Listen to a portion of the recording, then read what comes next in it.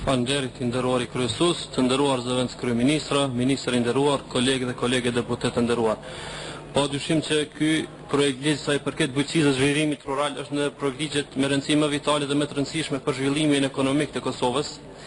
Për faktin se me një menaxhim dhe zhvillim të mirëfillt, pa dyshim që do të arrihet një mirëqenie e mirëfillt ekonomike e gjithë qytetarëve të Kosovës. Bujqësia ka qenë një ndër sektoret më të lëndë pasdore pas luftës dhe nuk i është dhënë fare prioritet këtij sektori në krahasim me sektorë të tjerë.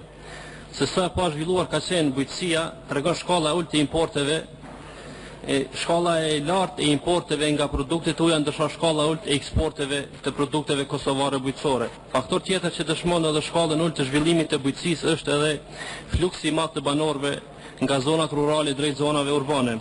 Mungesa e stimulimit dhe përkrajjes së bujqësisë ka bërë që shumë fermer, të cilët para luftës e kanë pas profesion dhe kanë mbjetuar nga bujqësia, ata pas luftës janë detyruar të praktikojnë këtë profesion të migrojnë drejt qyteteve, zona urbane dhe drejt vendeve jashtë Kosovës. Është pa kuptim që çmimet e produkteve jo kosovare, do thotë ato që kanë ardhur nga jashtë, kanë pasur shkallën më të ulët të shitjes në tregun kosovar se sa vetë produktet vendore.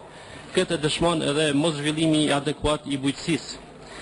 Është për të përshëndetur dhe lavdëruar puna e ministrit bujqësisë aktual dhe qeverisë në përgjithësi se në kohë të fundit është dhënë prioritet bujqësisë, nga se ne jemi dëshmitarë se shumica e vendeve të zhvilluara, Bashkimit Evropian dhe vendeve tjera, të ardhurat kryesore mbi 50% i kanë të ardhurat nga bujqësia. Këtë duhet pasur parasysh, duhet ndihmuar vazhdimisht bujqësia çdo punës granteve, subvencioneve dhe kredive pa kamat, në mënyrë që të zhvillohet bujqësia edhe më tepër.